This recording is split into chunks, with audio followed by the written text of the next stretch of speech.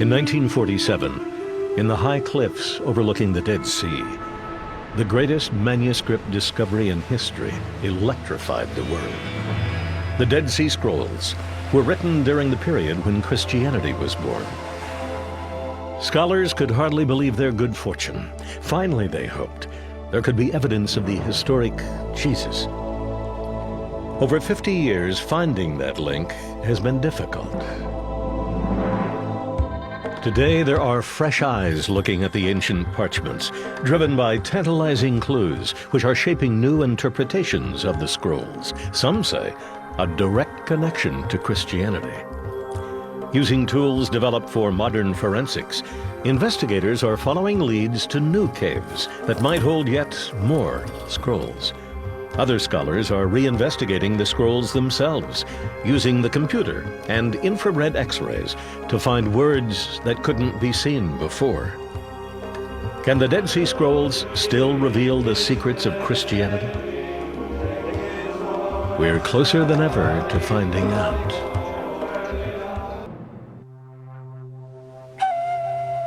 This is the lowest elevation on Earth, 1,000 feet below sea level.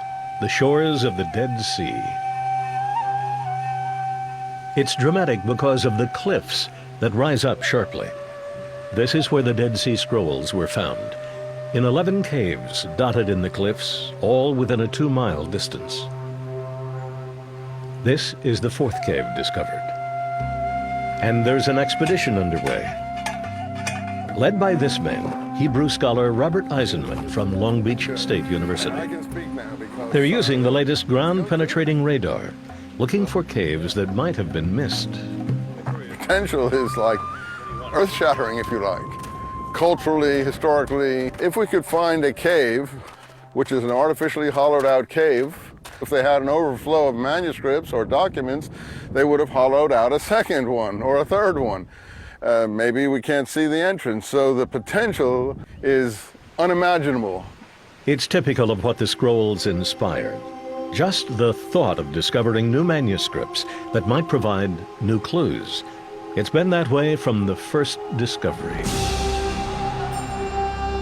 It's one of the driest places on Earth, barren, except for its history.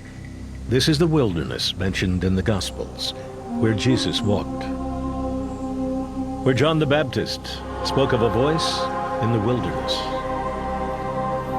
Where sheepherders still look for the slightest touch of green grass among the rocks. In 1947, a Bedouin threw a rock into this cave, now called Cave Number 1. It sounded as if the rock hit ceramic, something man-made. Inside, the Bedouin found 10 jars. In one of them were several bundles carefully wrapped in linen. Back in camp, they unrolled a long strip of leather with strange writing on it. The Bedouins knew their find was old, but didn't know how old. Always on the lookout for antiquities lying around the Judean desert, they tried to sell their find to a dealer in Bethlehem, and then Jerusalem. It wasn't hard to find one in the marketplace of the old city. Everything can be found in a bazaar.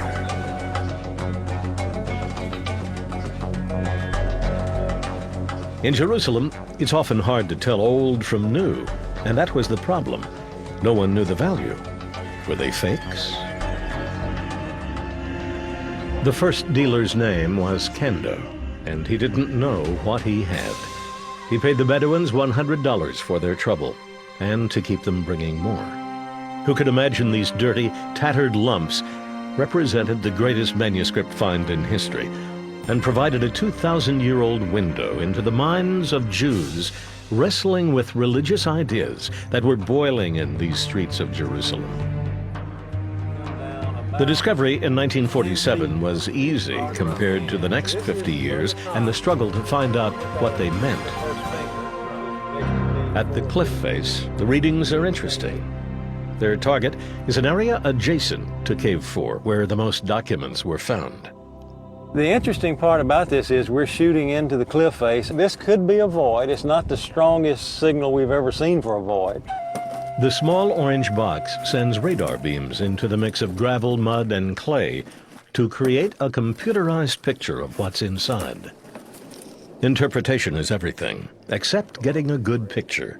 That requires daring and skill. We saw a huge empty area on one of the 3 adjoining fingers next to Cave 4. We're trying to identify exactly which that finger is. And we're trying to see if there's another cave like that. If there is another cave like Cave 4, it would be like the motherlode of all motherlodes for Dead Sea Scroll documents. Cave 4 sits atop a gravel outcrop, looking down on a wadi, cut by the occasional water from Jerusalem rains.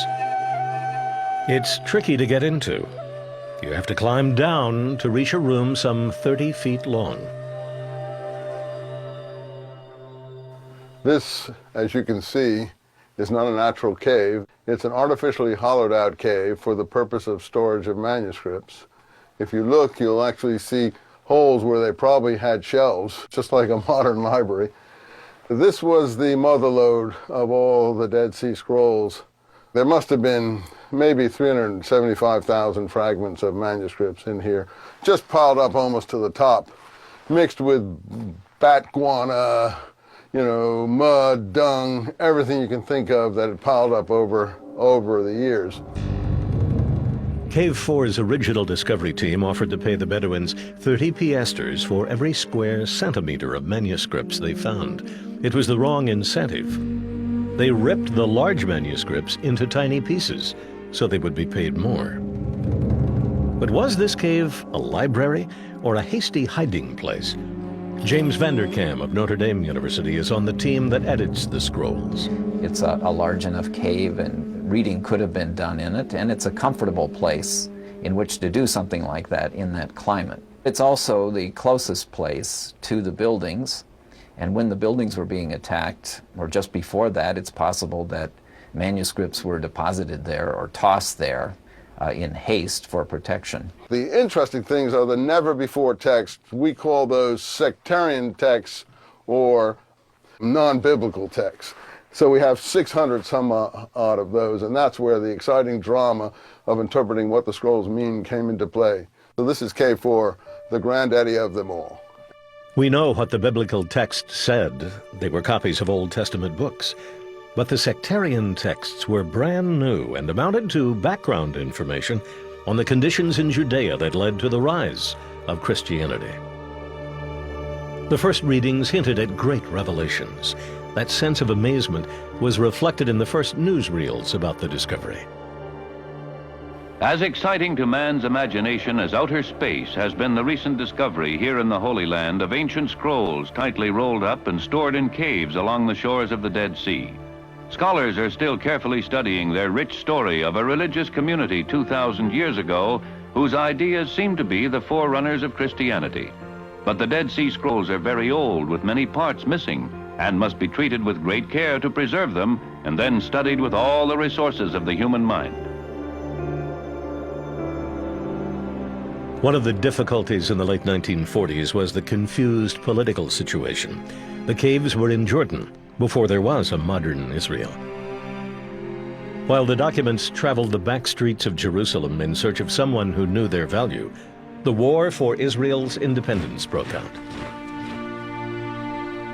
Almost lost in the news of the fighting was an announcement by epigrapher W.F. Albright in Baltimore that put the scrolls in full light. He said they were from the time of the Maccabees, Herod, and therefore Jesus. It was April 12, 1948. The continued fighting in Israel did not make study of the scrolls easy. And as the real value of the scrolls became known, the cliffs around the Discovery Cave were searched for more manuscripts. Although Cave 4 was the mother lode, 11 caves discovered over 10 years contained scrolls, which meant lots of fragments were floating through the antiquities black market. Before they could put the puzzle together, they had to get as many pieces as possible. In 1954, a Syrian religious leader took out an ad in the Wall Street Journal offering 4 Dead Sea Scrolls for sale. The State of Israel purchased them anonymously for $250,000. Were they worth it? In 1954, the State of Israel immediately started plans to build the Shrine of the Book, especially for the Dead Sea Scrolls. They became the identity of the new Israel.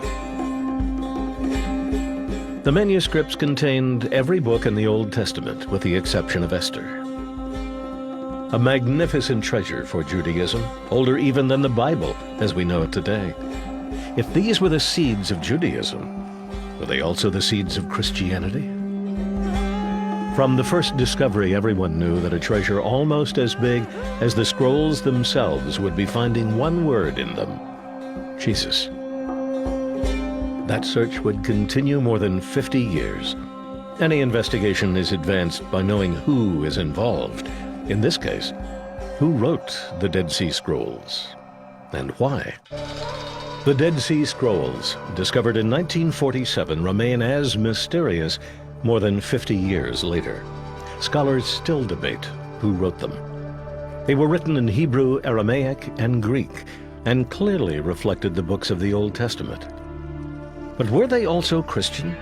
That connection was not as easy to make.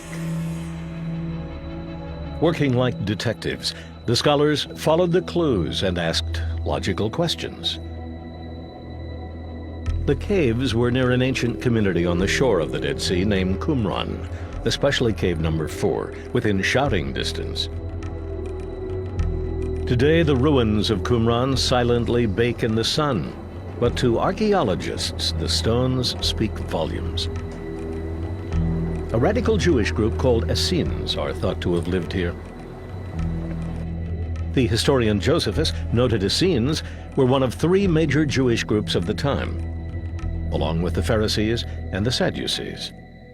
I think you could call them radical. They did regard themselves as preserving the correct way of life, an older way of life.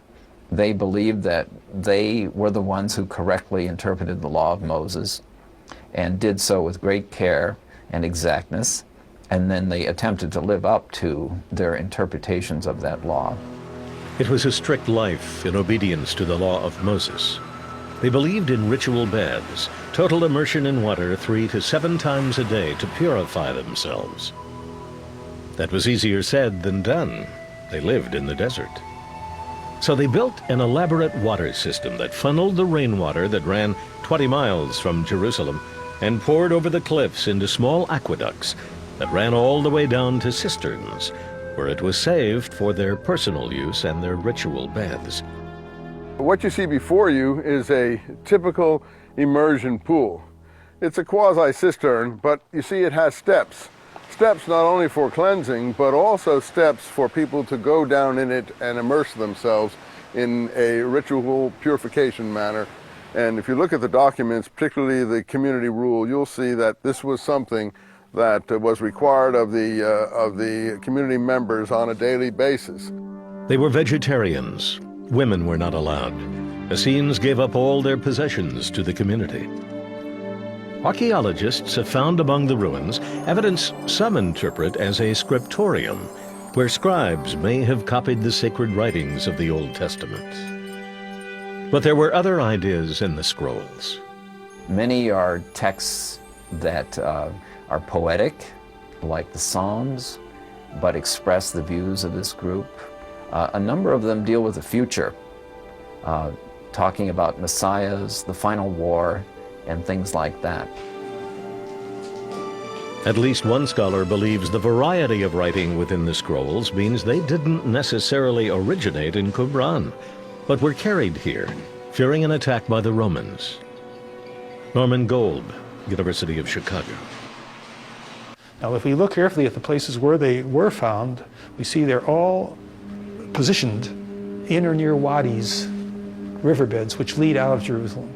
The significant aspect of the history of the Jews of Jerusalem at this time, they were forced to take their scrolls out of the city. They took the secret passages, which Josephus talks about in his Jewish Wars, and hid them in caves and cisterns and so on throughout that territory near the Dead Sea, hoping that the terror would pass and they would pick them up and bring them all back to Jerusalem. I think it's likely that a number of manuscripts were brought to Qumran from elsewhere. we wouldn't know what those other places were because we don't have any indication in the texts. I don't think it's very likely that they were all brought there from elsewhere, or from, let's say, a single national library, if there was one, in Jerusalem and brought to that site. We cannot make a major case for Essenes. They were just one small group. Josephus says no more than 4,000 in all of Palestine. And they were a small part of a very large number of Jewish inhabitants of the city. Although Golb's position is respected, many scholars continue to identify the conservative Jewish writings in the Dead Sea Scrolls with the radical group, the Essenes, who they believe lived in Qumran. These scrolls did have Essene characteristics, but that also had an extremely aggressive militancy. Some have said, oh, this is just a collection of documents. These writings are consistent across the board. You never get a compromising document here. You never get an accommodating doctrine here. Never get one approving of Roman rule or foreign rule, of niece marriage, of polygamy, of the king marrying a non-Jewish woman. I mean, these are like consistent down the line. That's the story of scroll research for 50 years.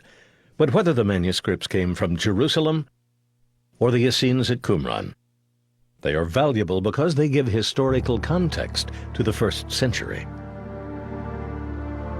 It's not just some question of some Essenes living on the shore of the Dead Sea. It's more significant than that. It shows the thinking of the Jewish people at a crucial moment in their history. It was a time of monumental events during the first 2 centuries BC and the 1st century AD. The Romans occupied Judea. The Jews were fomenting war. The Second Temple is burned by the Romans in 70 AD. Jerusalem is torched. Several years later, 1,000 Jewish rebels or zealots commit suicide at Herod's Masada fortress rather than surrender to Roman rule. The Jews were crushed. There would be one more revolt between 133 and 135 AD, but they would be defeated by the Romans again. Inside this cauldron of events, the Jewish thinkers were trying to reconcile their beliefs and the law of Moses with the constant disasters they experienced. Much of it is reflected in the sectarian manuscripts of the Dead Sea Scrolls. Talk of an apocalypse, a final war, messiahs who will come to help. We have been given a blessing beyond anyone's imagination. We have been given a treasure trove of some 2,500 documents from the past. The ideas here are so awe-inspiring, so uplifting, so poetically beautiful that you actually sometimes stand speechless before the creativity of these people. I mean, these are unique, beautiful ideas, and you can see what Christianity came out of. That's why the search for new scrolls continues on the outside of Qumran. And inside the words themselves.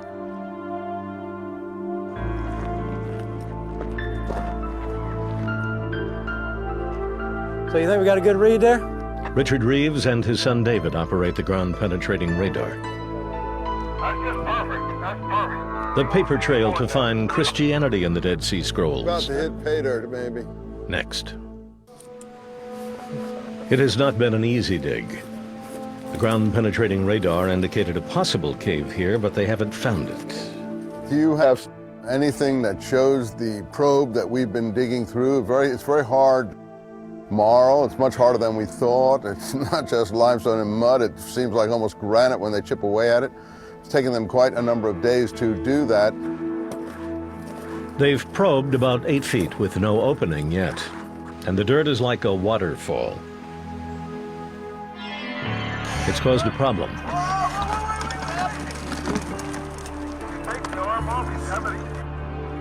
The GPR has swung into a crack and they'll have to pry it loose. But accidents sometimes lead to discovery, While he's down there, he sees a small hole, the best lead so far.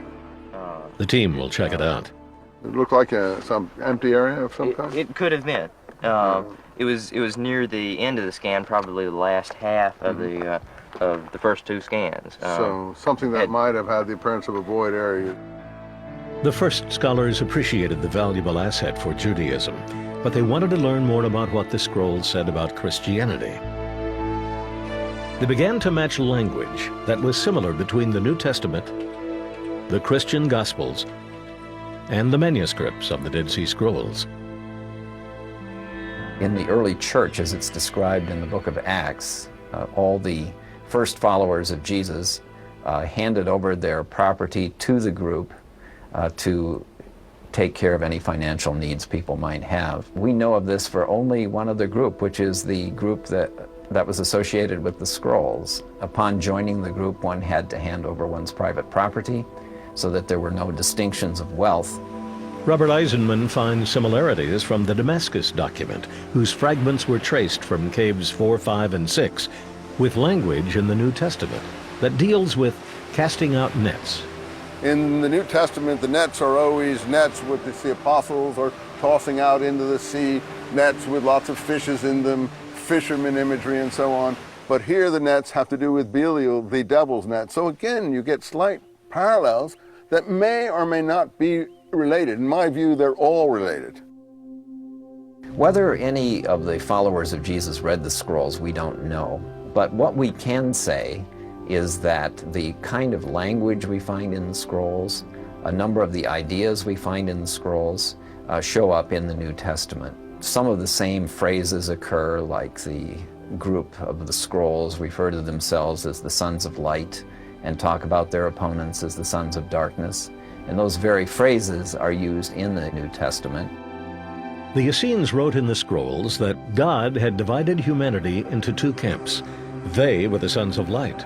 Those outside their community were referred to as the sons of darkness, to be avoided as unclean. These were the various enemies of the Essenes, perhaps temple priests, perhaps Paul the Christian, perhaps Romans, or anyone who didn't live strictly by Moses' law. Jesus refers to the sons of light in Luke 16, 1 through 9, saying the sons of this world are more clever in dealing with their own generation than the sons of light.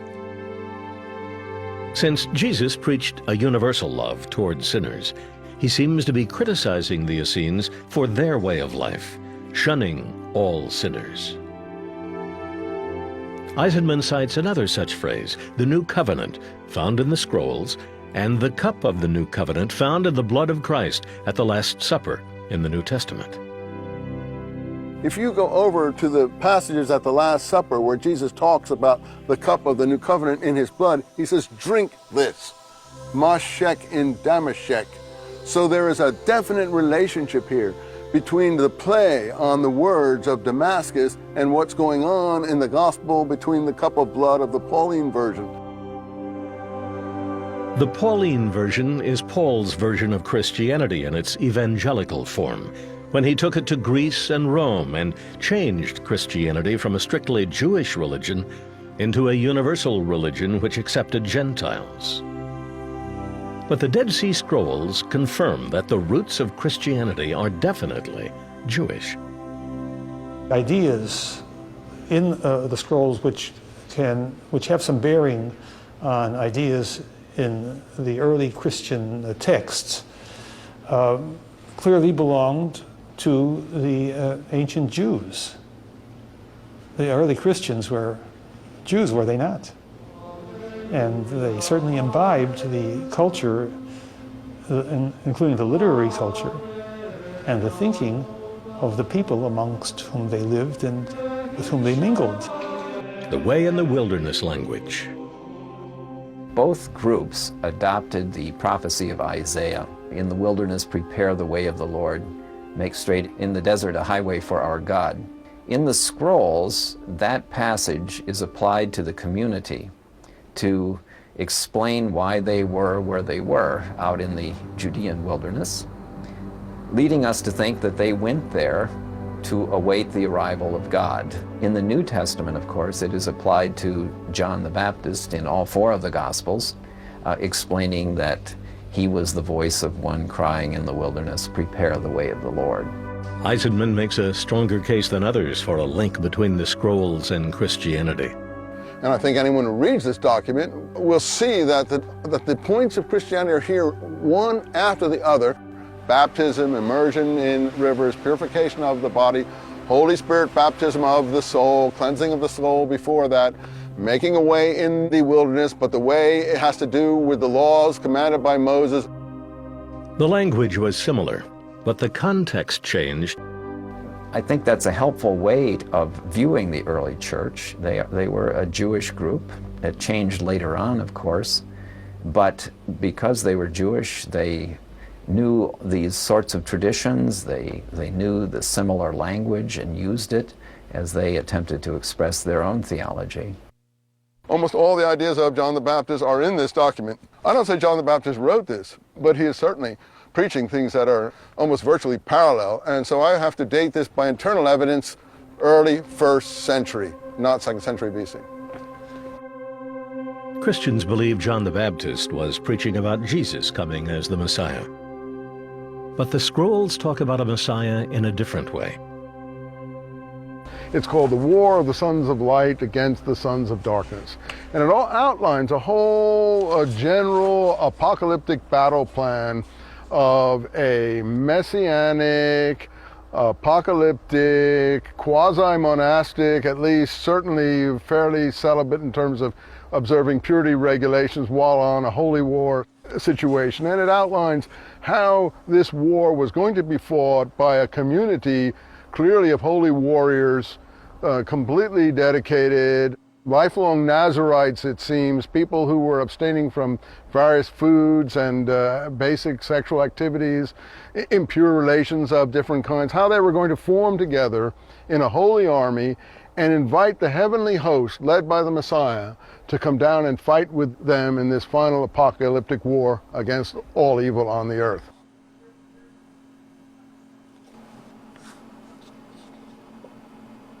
Some Bible scholars interpret language like that as a prediction of the future.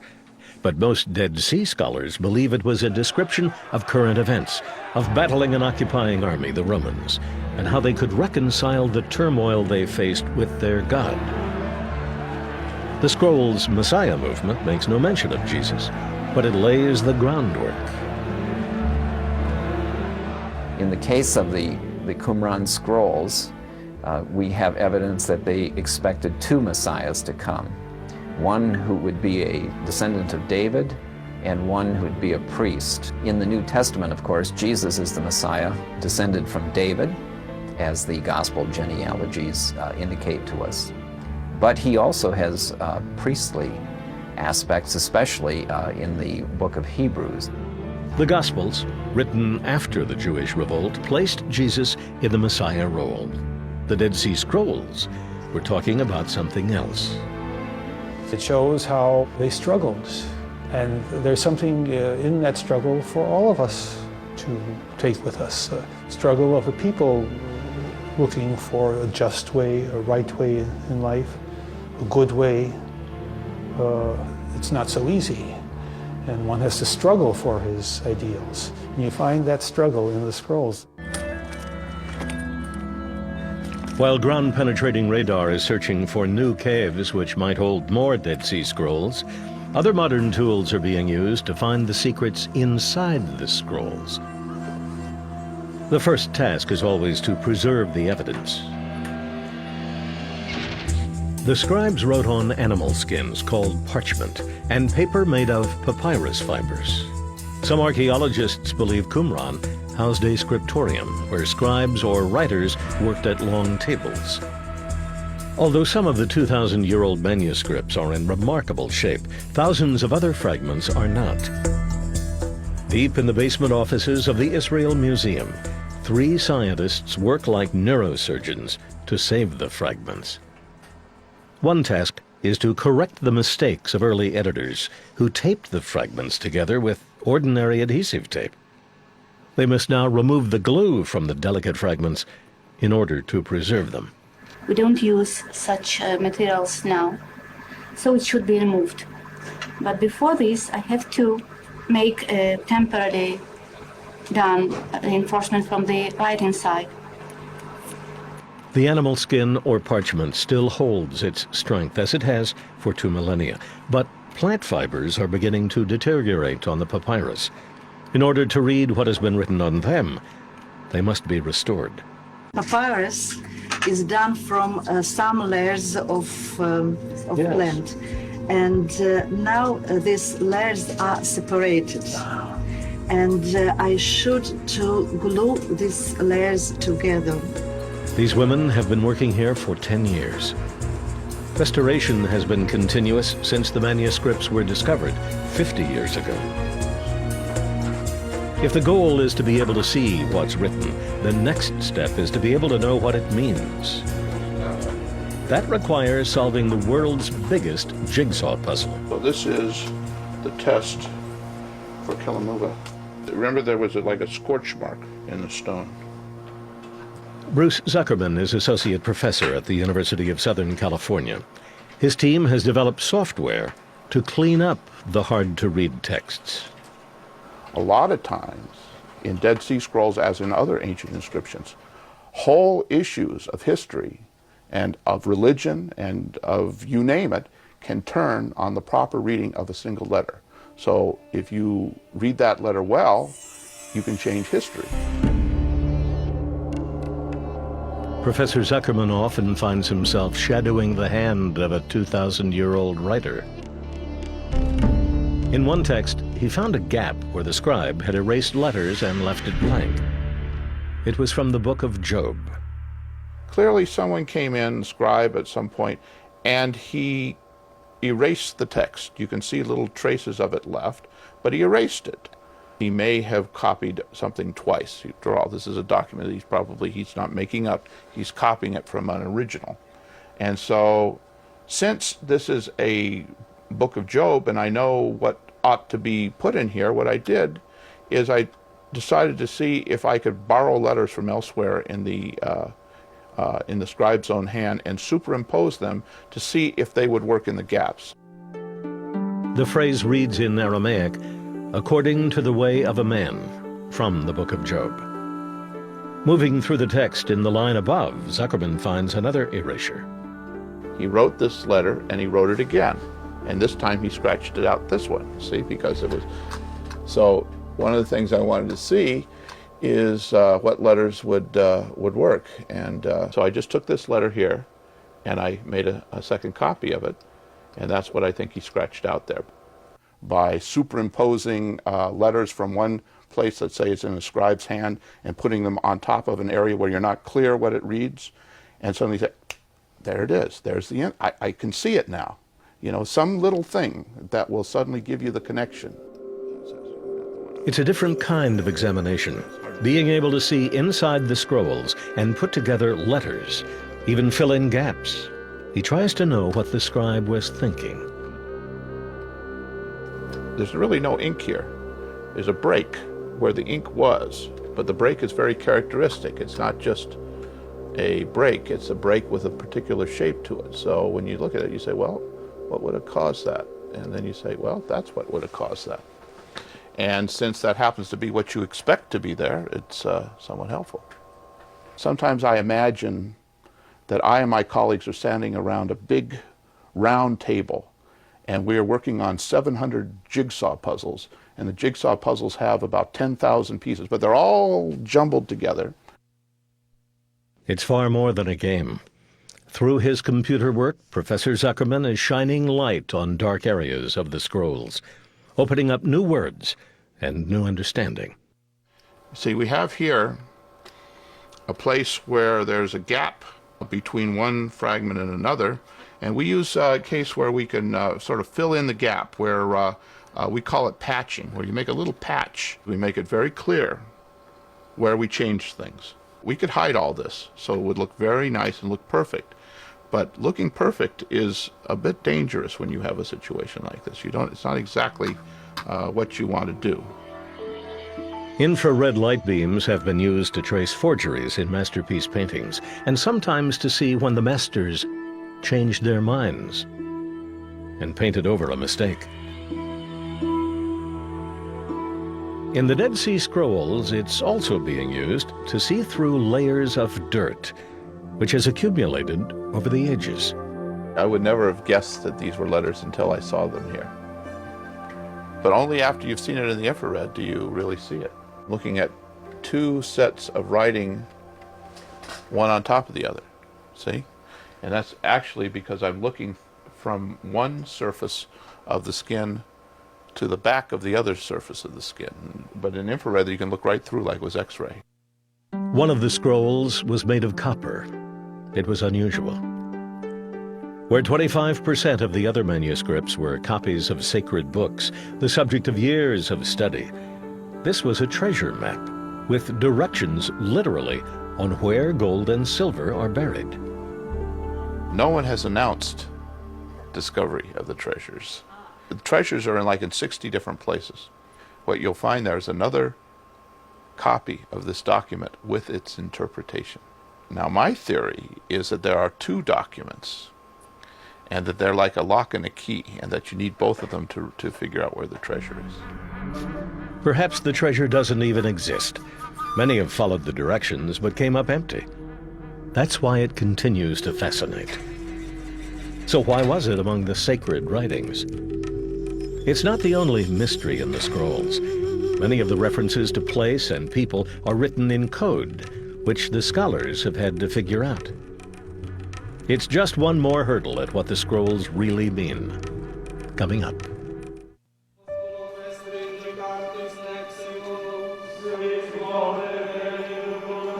Those who look to the Dead Sea Scrolls as the origin of Christianity face yet one more hurdle.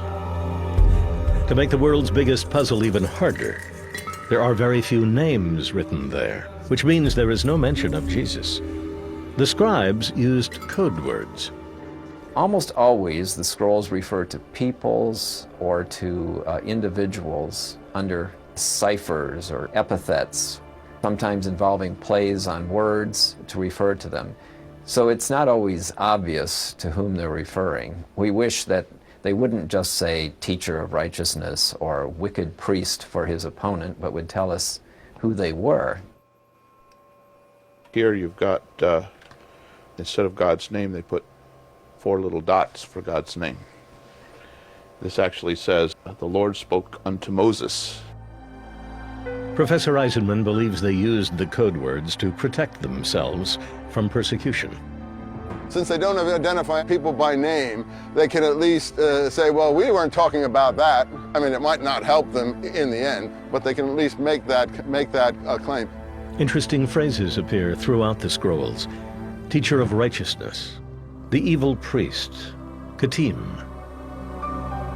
While Christians are quick to think of Jesus or John the Baptist in those terms, historians don't think they apply.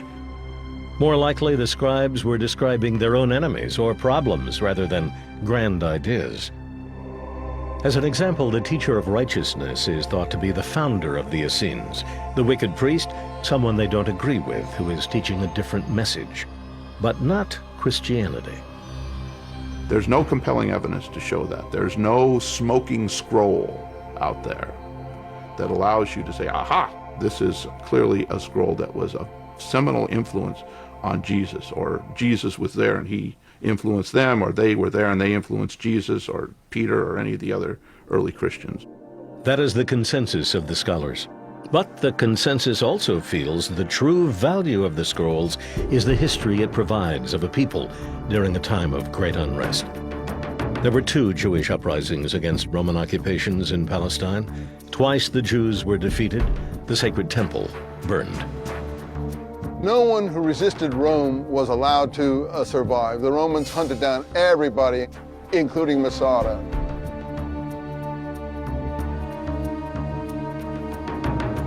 Masada is symbolic of what happened to those who fought the Romans. A small group of 1,000 Jewish zealots held off the Roman army for 1 year and then committed suicide rather than become slaves to the Romans.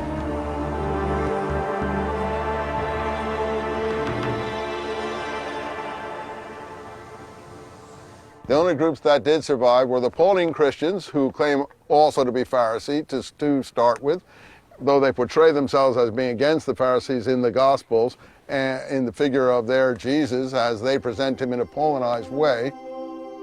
He's referring to the Christian church of Paul, who was converted around the time Jesus was crucified.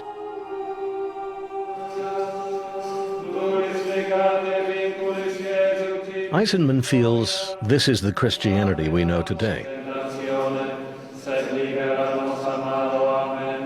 Well, Christianity certainly did change as its membership became primarily non-Jewish, so that Jewish traditions in it became less important.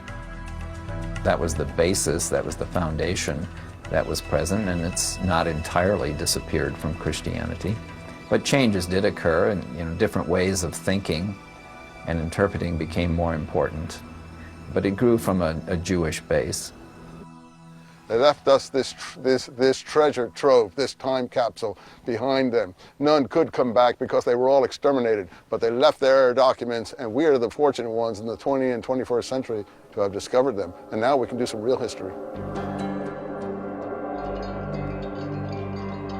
The dig is reaching an unsuccessful conclusion. Is it on this finger or this finger? I think it's on that. If you go in there, Cobb, you may become the most famous person on the planet for 2 days. Saying that if you go in there, you'll become famous if there's something in there. There probably are more scrolls in other caves, but this expedition has not found them. Let's pack it in, wait in the morning.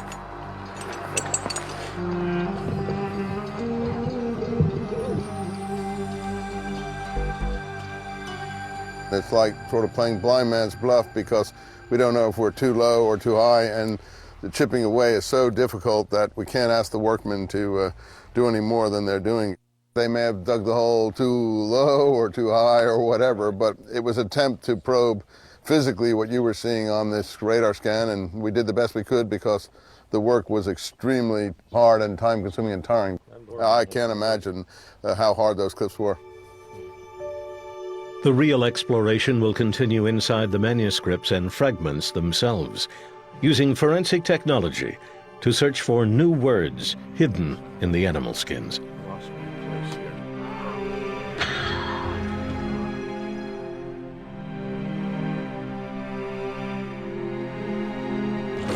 And driving it all, indeed, is a passion, to find answers by searching for the origins of religion. Why?